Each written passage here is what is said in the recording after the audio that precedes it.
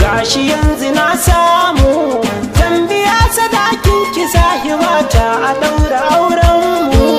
Gwanganawa na samu san shi yayi min kamu, sahibi a bore na zuciyata a daura auren mu.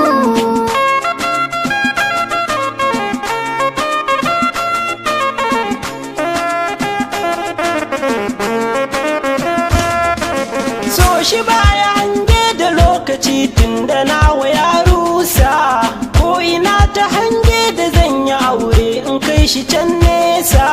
Dukkanin su tsarin da na ta yi yau zuwanki na fasa, ga bikinmu na kosa so yana ta min susa. Tunda mun yi dacen sufa da hali da an yi kallon mu.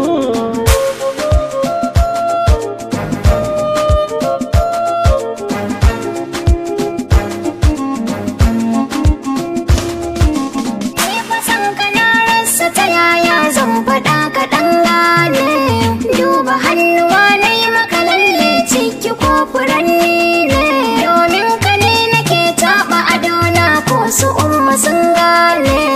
San ka ya bi ɓargo ne, ai ziga a banza ne, ni a bani kai kai a baka ni kaga duka an bamu. Masauyi ka gane.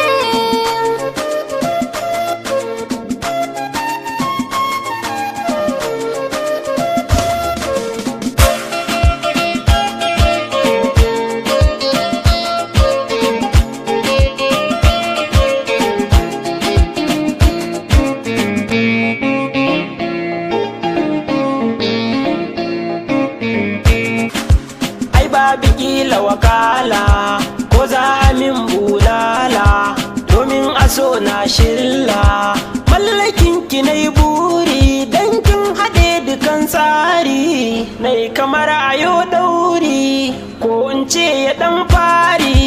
Duk wuya ta nema ni ban gani tun daga ki na samu.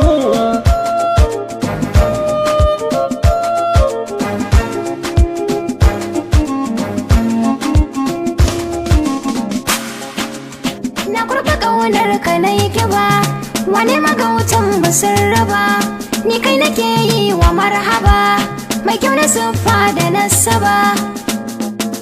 Kai fa sahibina ne kuma uba na 'ya'ya ne, amma za ku barzo ne gona ka wucewa ne. Na yi alkawar zana yau biyayya da an yi auren mu. Masoyi ka gane.